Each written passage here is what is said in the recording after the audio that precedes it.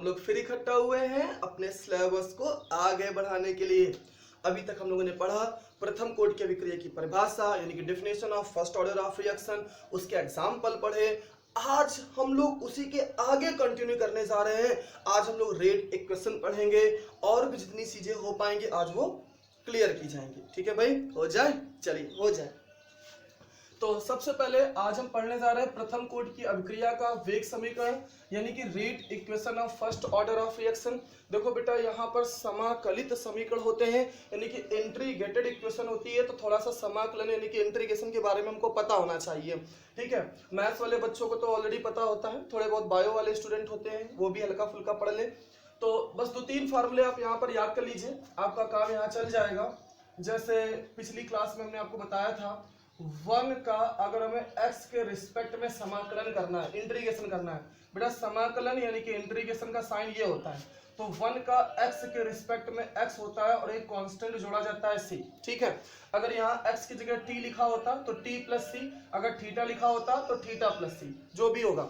इसके अलावा बेटा अगर हम लोग 1/x का इंटीग्रेशन करना चाहते हैं तो 1/x का होता है log x बेस में e प्लस c। ध्यान रखिएगा, बेस में e और प्लस का c as a constant use किया जाता है। कोई भी कांस्टेंट यहाँ पर ऐड करेंगे तो अब जैसे यहाँ पर x की जगह हम t ले लें, यहाँ पर भी t ले लें तो log t प्लस c बन जाएगा। यहाँ थीटा ले लें, यहाँ पर भी थीटा ले लें, log थीटा प्लस c बन जाएगा। यहाँ तक किसी को कोई दिक्कत तो नहीं है ना? आगे बढ़े, चलो आगे बढ़ते हैं। अगर हम लोग अगला इंटीग्रेशन की बात करें x की पावर n, तो इसका होता है x की power n plus 1/n plus 1 plus c, यानी कि x की जो पावर होती है उसमें एक ऐड कर देते हैं और वही चीज नीचे लिख देते हैं पावर वाली, तो इंटीग्रेशन हो जाता है और सब में कांस्टेंट ऐड किया जाता है। बस बेटा ये 3 फार्मूले अभी आप प्रिपेयर कर लीजिए, फिर आप जब इंटीग्रेशन पढ़िएगा तो आप डीपली पढ़िएगा भाई उसके बारे में ना। इंटीग्रेशन बड़ा टॉपिक है, वो 3 फार्मूलों से कंप्लीट होने वाला नहीं है, लेकिन हमारा काम जो है वो यहाँ पर चल जाएगा। ठीक है भाई, ओके, चलिए आगे देखते हैं भाई। अब हम अपने टॉपिक पर आ जाते हैं कि हमें पढ़ना क्या है। फर्स्ट ऑर्डर ऑफ रिएक्शन यानी कि प्रथम कोटि की अभिक्रिया। तो माना एक अभिक्रिया, माना एक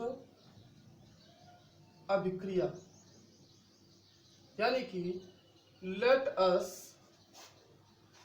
कंसीडर अ रिएक्शन।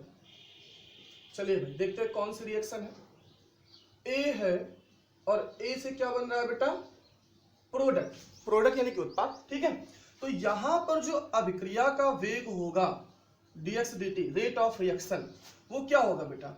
ऐसा कर लो, स्टार्टिंग में इसके a मोल ले लो और यहां पर 0। क्यों? क्योंकि टाइम आपने कुछ दिया ही नहीं।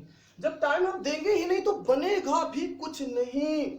ठीक है, लेकिन जैसे जैसे लम्हे गुजरते जाएंगे, समय बीतता जाएगा, कोई ना कोई रिएक्शन जरूर होगी। चलिए देखते हैं भाई, जैसे t समय बीत गया तो यहां से x मोल पर लीटर निकल गया, तो यहां पर x बनेगा आफ्टर t सेकेंड।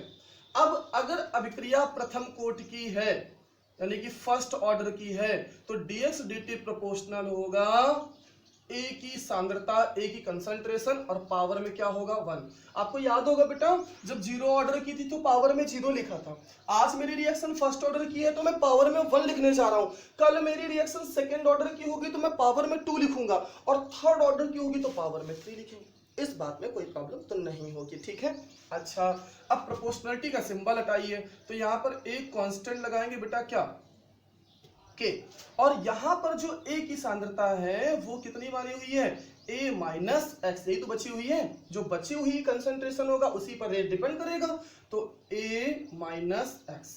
ठीक है, पावर में 1 हो जाएगा। यहां तक कोई दिक्कत? अच्छा, x x वाले वन साइड कर लो, t वाले अदर साइड कर लो। ध्यान रखना जो रेट है वो बची हुई कंसंट्रेशन पे डिपेंड करेगा बेटा। जो खर्च हो गई उससे क्या लेना देना, जो खर्च हो गई, जो खत्म हो गई, जो चली गई, उससे हमें कोई लेना देना नहीं है। जो कंसंट्रेशन बच रही है हमें उससे मतलब होगा मेरे भाई। ठीक है, अच्छा बहनों भी, a माइनस एक्स नीचे ले आओ, dx upon a minus x, what? dx upon a minus x is equal to k dt। बेटा आई थिंक यहाँ तक सबको आ गया होगा, आराम आराम से समझना, कोई जल्दबाजी नहीं है। अब समाकलन करने पर ऑन इंटीग्रेटेड बोथ साइड, समाकलन करने पर on integrated both side, what will happen here?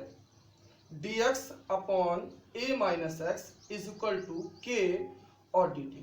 बेटा जी सुनिएगा, इसको ऐसे लिख लो 1 अपॉन a माइनस एक्स और dx that is equal to k is constant so take outside from the integration and it become k and dt। और कुछ भी नहीं है तो क्या लिखा जाएगा 1। बेटा जी अभी हमने आपको बताया था कि 1 upon a minus x dx, ठीक है।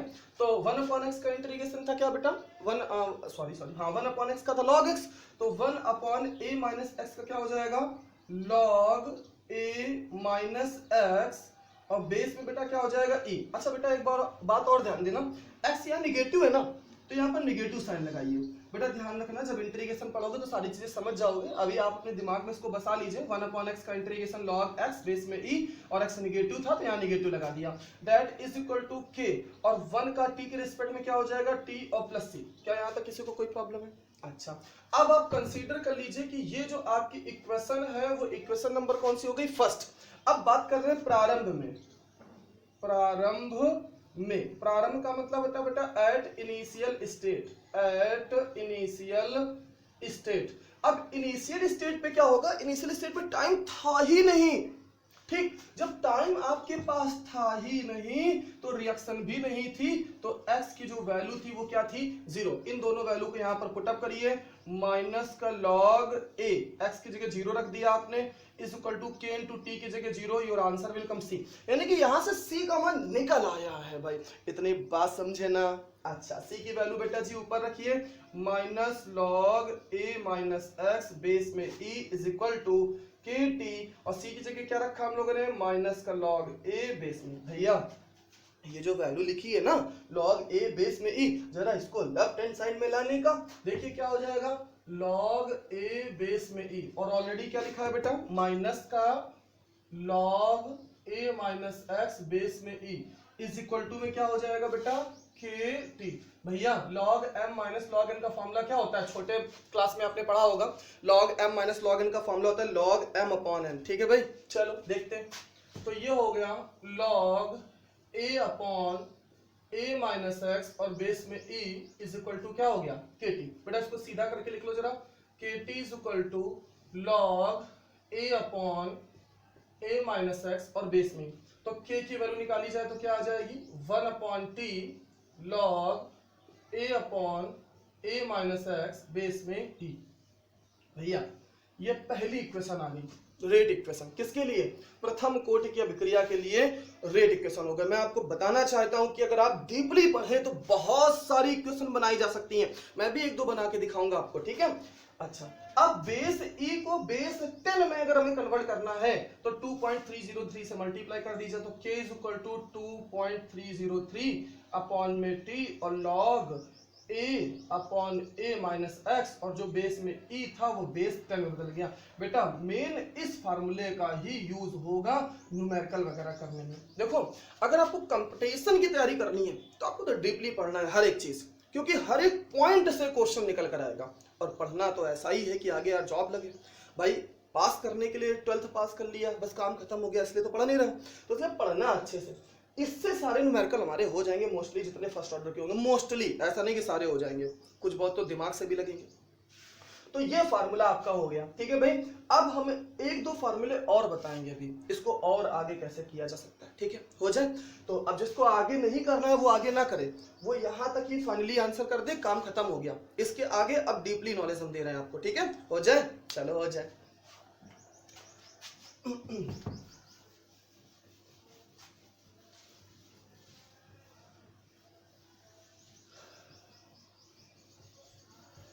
देखो बेटा जैसे ये इक्वेशन हमने उठाई, कौन सी, ये वाली, क्या है बेटा, हाँ यहां तक ही आप लिखिए और बाकी आगे जिसका मन हो डीपली पढ़ने का वो करे, वरना आगे मत करे। अब आगे कहां से करना होगा हम आपको बताएंगे भाई, ठीक है। तो ये हो गया kt इज इक्वल टू क्या log a upon a minus x और बेस में e, पक्का। अच्छा बेटा एक बात ध्यान रखना, एक फार्मूला होता है, क्या होता है फार्मूला, सर जी आपने तो बादल बना दिया अरे भाई बादल से ही तो फॉर्मूला आएगा, है कि नहीं? जैसे यहाँ पे लिखा हुआ है log a b और यहाँ पे c लिखा है, ठीक? समझना, आगे बहुत जगह काम आएगा, मैथ्स में भी काम आएगा भाई, ठीक है? तो अगर a की वैल्यू आपको निकालनी है, a की वैल्यू, तो b की पावर c, क्या हो जाएगा बेटा? b की पावर c। ये फॉर्मूला याद कर लीजिए। अब जैसे तुम्हें किसकी वैल्यू निकालनी है?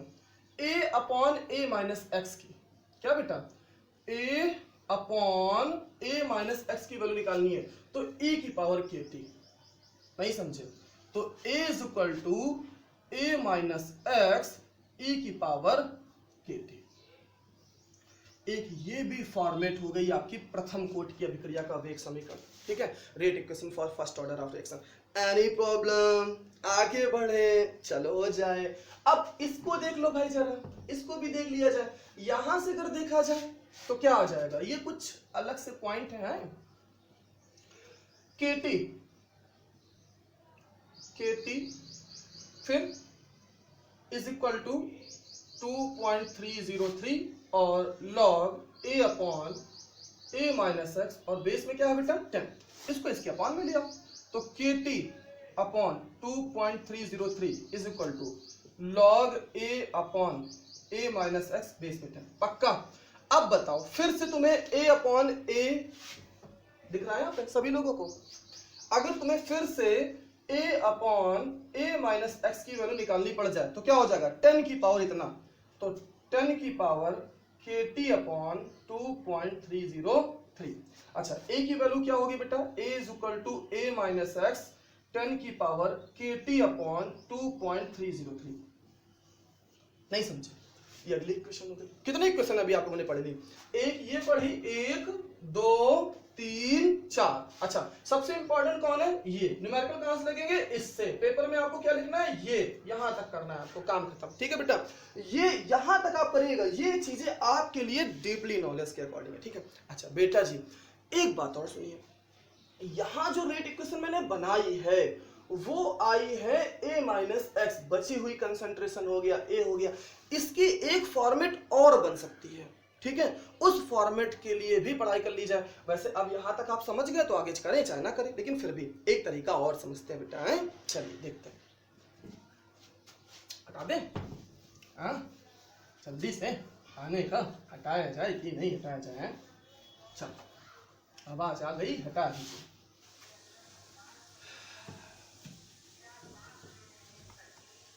चलो बेटा देखते हैं।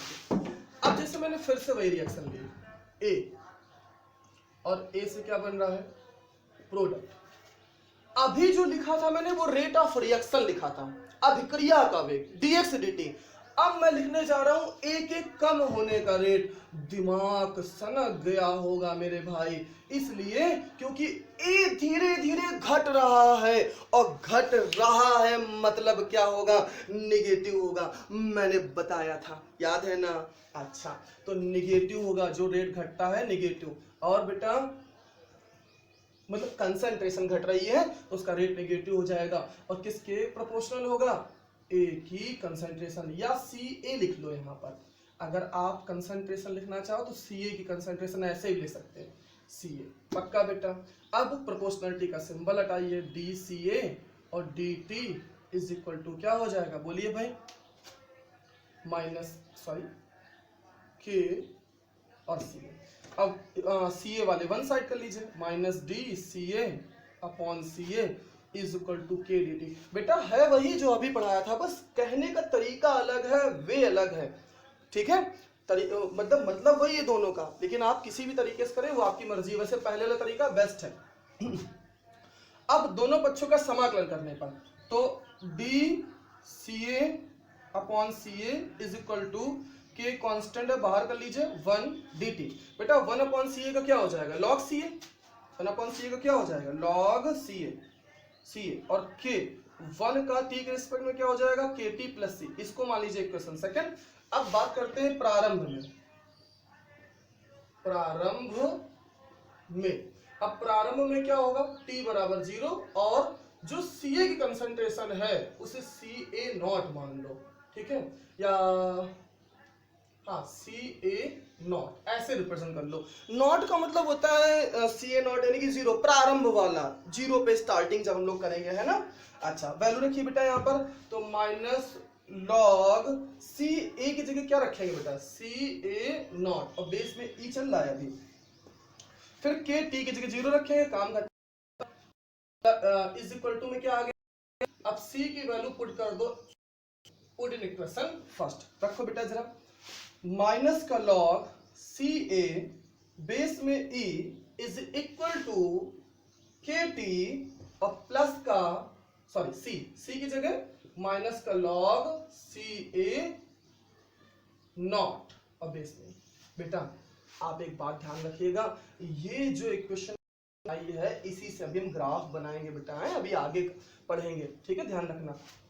तो ऐसा करो, इसको उठाकर इधर ले आओ, क्या हो जाएगा, log C A nought base में E minus log C A और बेस में ई इज इक्वल टू क्या हो गया, K T. Log M minus log N का फॉर्मूला क्या हो जाएगा बेटा, लॉग एम अपॉन एन, तो log C A not upon C A base में E is equal to K T.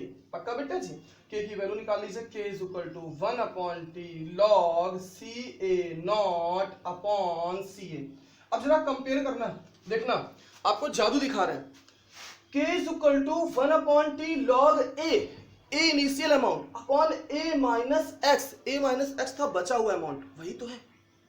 अरे याद करो भाई, पहले ए था और बचा हुआ अमाउंट क्या था, ए माइनस एक्स। अब यहां पर हमने क्या किया, पहले सी ए नॉट था प्रारंभ में और बचा हुआ अमाउंट क्या है, सी ए है, तो फॉर्मूला वही, बस कहने का तरीका बदल गया है, नए कपड़े पहना दिए गए हैं, बात वही है मेरे भाई, समझे ना, बढ़ जाए आगे हम। अच्छा अब बेस ई है, बेस ई को बेस 10 में बदलना है, तो हम लोग 2.303 का मल्टीप्लाई कर देंगे, अभी हम लोगों ने पढ़ा हुआ था, तो कर दीजिए जरा, k इज इक्वल टू क्या हो गया बेटा, 2.303 अपॉन में t और log C A not upon में सी ए।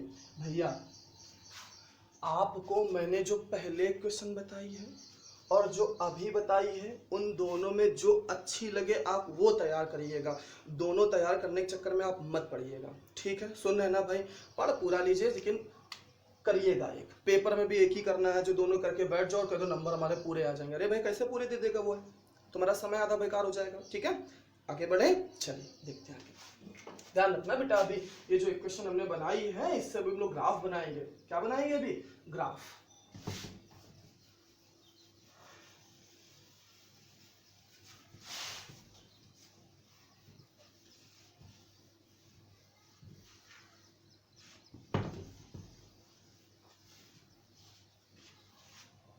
इस इक्वेशन को ऊपर लिख ले रहे हैं बेटा, अभी यहाँ जरूरत पड़ेगी ना हम लोगों को, माइनस से मल्टीप्लाई करके लिख लीजिए, तो लॉग सी ए और बेस में E is equal to minus का के टी, और ये हो जाएगा प्लस हो जाएगा लॉग सी ए नॉट और बेस में ई।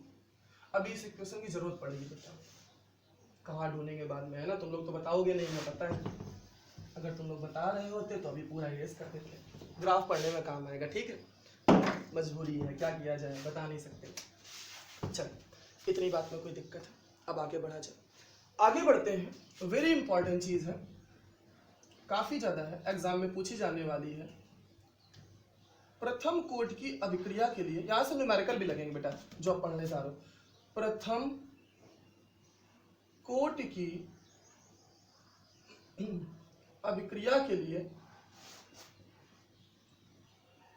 अर्ध आयुकाल, रे बाबा कहीं सुना है क्या, अर्ध आयुकाल कहाँ सुना है बताओ, हाँ शून्य कोटि की अभिक्रिया में, व वेग स्थिरांक में संबंध, ठीक है, relation between half life period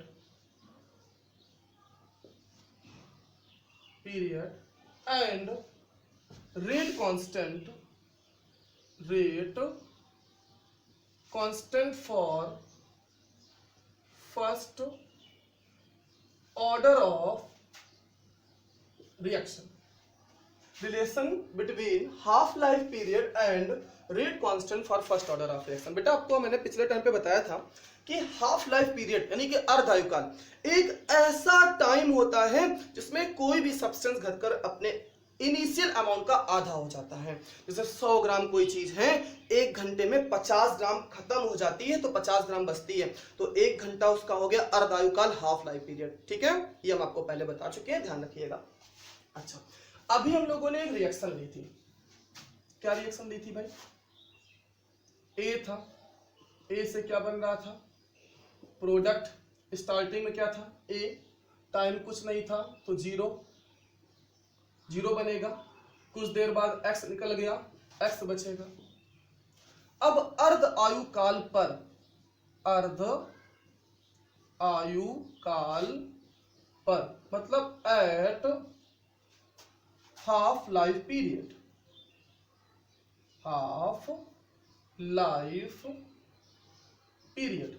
तो बेटा हाफ लाइफ पीरियड पर क्या होगा जरा समझिएगा कि जो टाइम है वो टी हाफ हो जाएगा और जो बचा हुआ अमाउंट है ए माइनस एक्स, जो बचा हुआ अमाउंट है वो अपने इनिशियल अमाउंट का आधा हो जाएगा, यानी कि प्रारंभिक मात्रा का।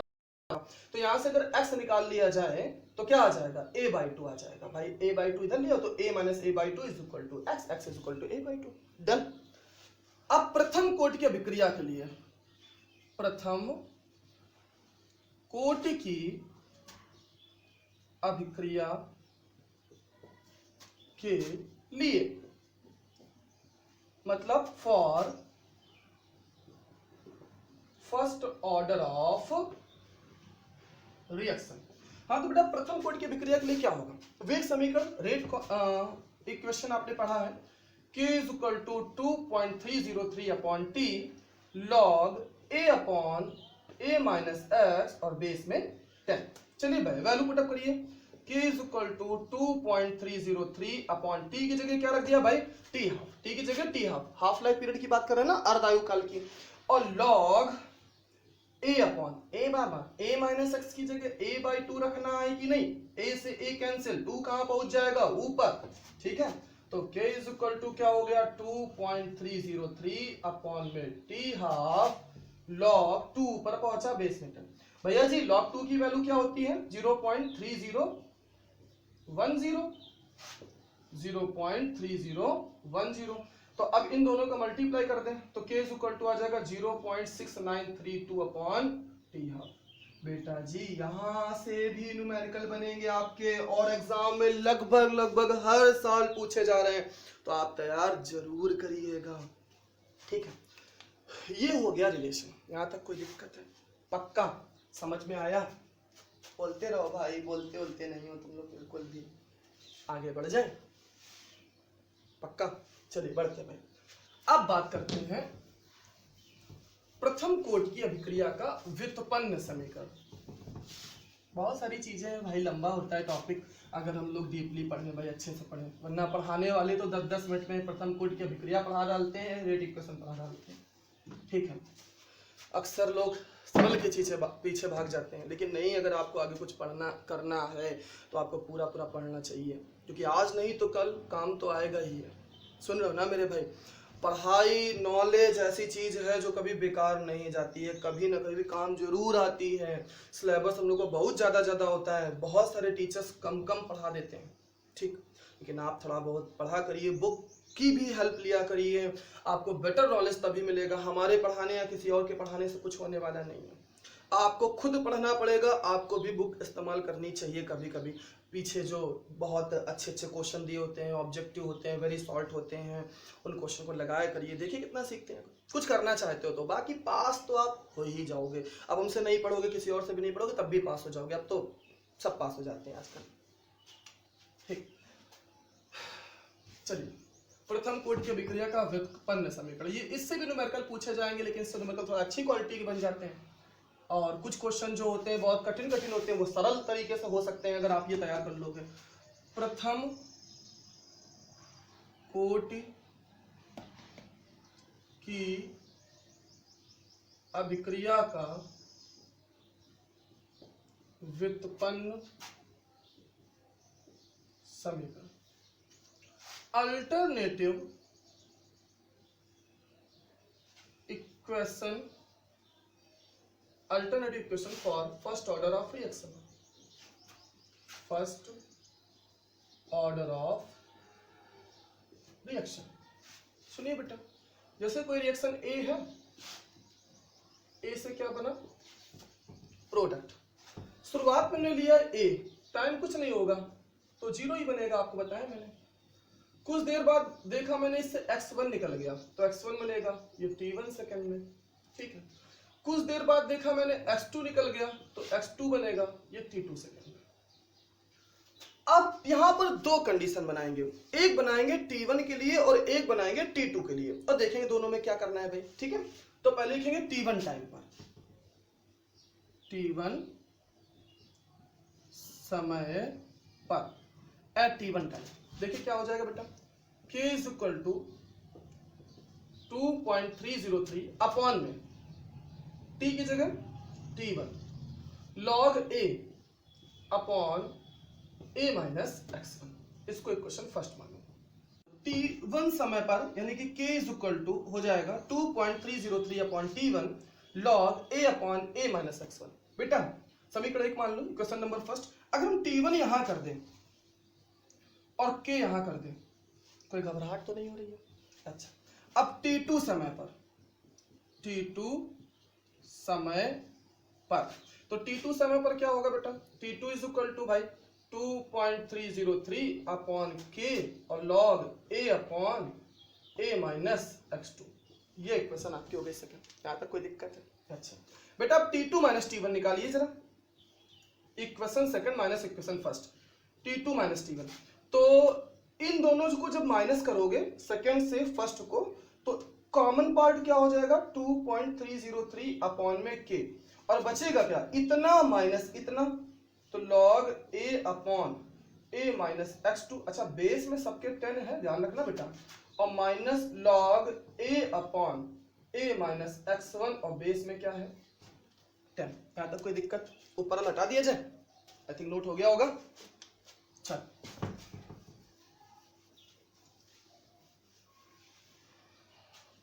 तो ये क्या हो गया बेटा,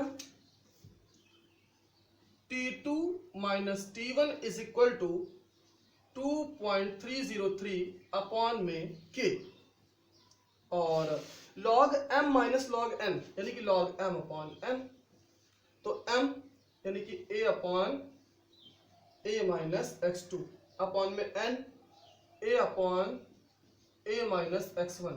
a से a क्या हो गया, कैंसिल, और ये चीज पहुंच गई ऊपर, तो t2 minus t1 is equal to 2.303 k और log a minus x1 upon a minus x2। यहां तक कोई दिक्कत बेटा? आगे बढ़े, अब जरा k की वैल्यू निकाल लो, k की वैल्यू, तो k इज इक्वल टू क्या हो जाएगा, 2.303 अपॉन t2 माइनस t1 और log a minus x1 upon a minus x2। अब कहीं पर कई सारी कंसंट्रेशन हो और टाइम भी हो, दो अलग अलग कंसंट्रेशन हो, इतने समय में 20 सेकंड में इतना हो जाता है, 30 सेकंड में इतना हो जाता है, आप के निकालिए, तो आप निकाल लीजिए भाई, t1 दे रखा होगा, t2 दे रखा होगा, x1 दे रखा होगा, x2 दे रखा होगा, a की वैल्यू दे रखी होगी, आप सॉल्व कर लीजिए। कैसा रहा भाई? तो ये आपका अल्टरनेटिव इक्वेशन है, यानी कि व्युत्पन्न समीकरण है। यहां तक कोई दिक्कत है? अब बात करते हैं लक्षण की, कैरेक्टरिस्टिक। तो हेडिंग डाल लीजिए सभी लोग, प्रथम कोटि की अभिक्रिया के लक्षण, characteristic of first order of reaction. प्रथम कोटि की अभिक्रिया के लक्षण, प्रथम कोटि की अभिक्रिया के लक्षण, characteristic of first order of reaction.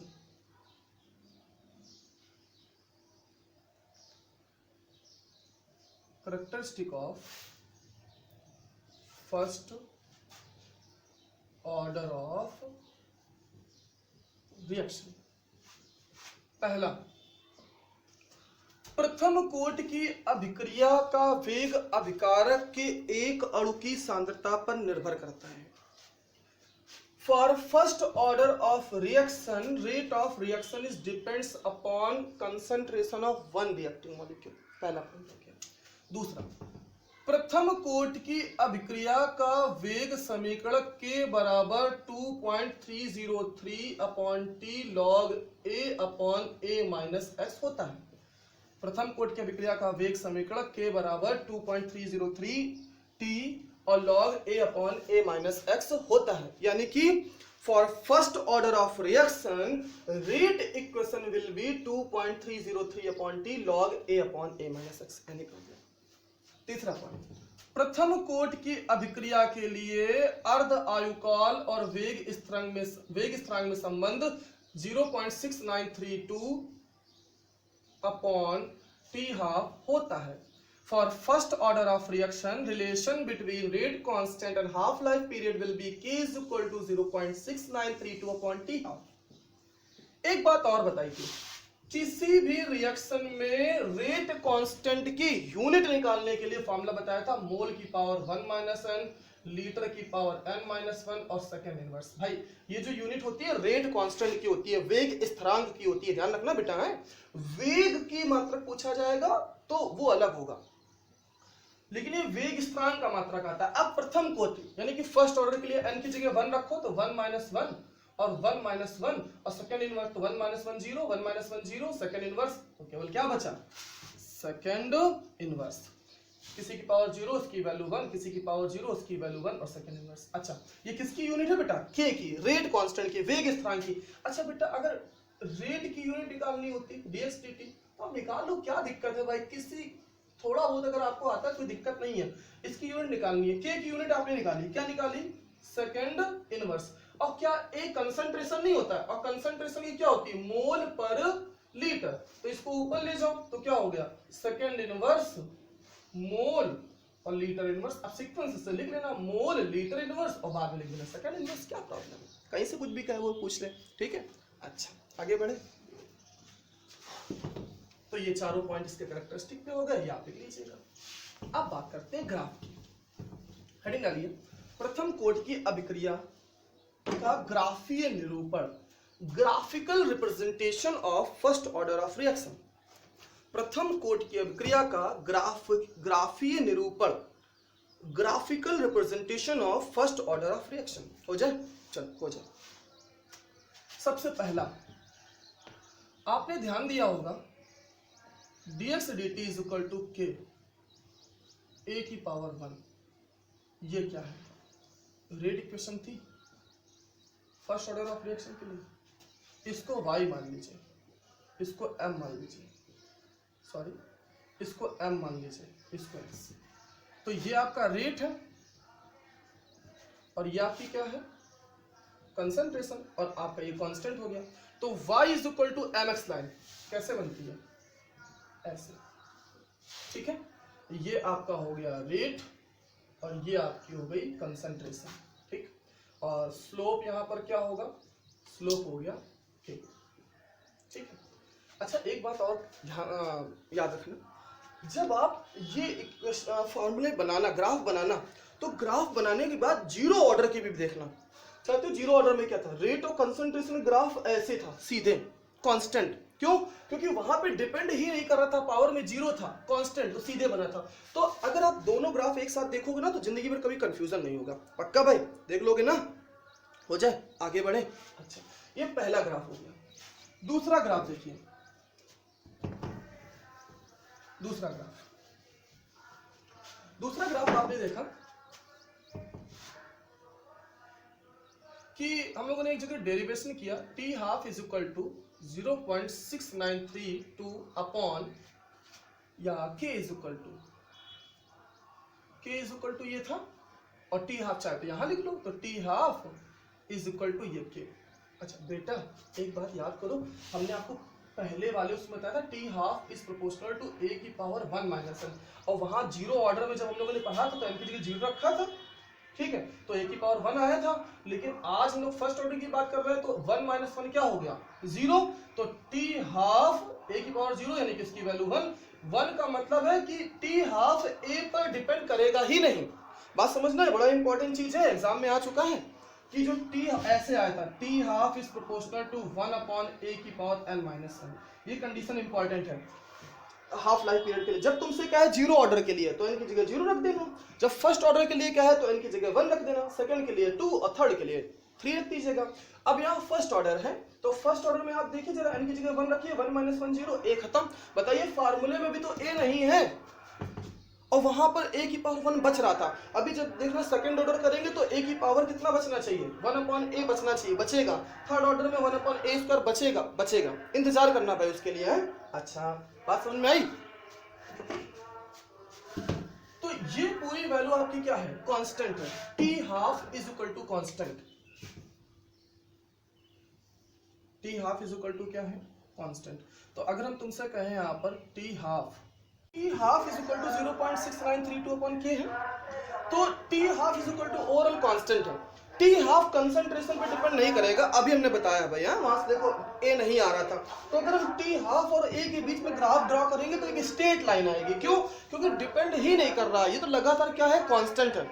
अगर यहीं पर हम लोग क्या कर दें, कंसंट्रेशन वर्सेस रेट, और वो ग्राफ ऐसे आता तो जीरो ऑर्डर का हो जाता। आप ग्राफ जरूर देख लीजिएगा बेटा दोनों के, है ना। चल आगे बढ़ते हैं, आगे बढ़ते हैं। अब बात करते हैं उसकी जो वहां पर लिखा हुआ है। बेस e को 10 में बदलने के लिए लोग क्या करेंगे, 2.303 का मल्टीप्लाई करेंगे, 2.303 log ca अपॉन 10, फिर माइनस का kt plus log ca not upon में 10, और यहाँ पर भी मल्टीप्लाई कर दीजिए 2.303 का, 2.303 से डिवाइड कर दीजिए पूरे में, तो क्या हो जाएगा, log ca बेस में 10 इज इक्वल टू माइनस का kt और अपॉन 2.303, और क्या हो जाएगा बेटा, प्लस log बेस में 10 ca नॉट। कोई घबराहट किसी को? अच्छा इसको मान लो y, ठीक है, और इस पूरे को मान लो m y m x और प्लस c, ठीक है। चलो अब इसका ग्राफ बनाया जाए। स्लोप निगेटिव है, ध्यान रखना। तो ग्राफ कैसे बनेगा, याला आपका हो गया t का मतलब हो गया टाइम, x की जगह, और y की जगह क्या हो गया, log ca और बेस में 10, ca बेस में 10। निगेटिव ग्राफ ऐसे बनता है, निगेटिव स्लोप वाला हमने आपको बताया था, ठीक है। पूरा मिला देना चाहे तो आप। स्लोप इसका क्या होगा, स्लोप का मतलब होता है प्रवणता यानी कि ढाल। m की जगह माइनस के अपॉन 2.303। अच्छा ये हो गया इंटरसेप्ट यानी कि y पर कटा अंताखंड, वो क्या है, mx प्लस c की जगह ये, यानी कि अगर इस वैल्यू को देखा जाए तो log ca not, ca not base में 10, इसकी वैल्यू। बेटा जानते हो ये जो ग्राफ पढ़ते हैं हम लोग, छोटी छोटी चीजें पढ़ते हैं, यहीं से आईआईटी वगैरह में एग्जाम क्वेश्चन निकल कर आते हैं, ठीक है। ये आपका ग्राफ आईआईटी 2013 में पूछा गया है, आईआईटी 2013 में ग्राफ आया, ठीक है भाई।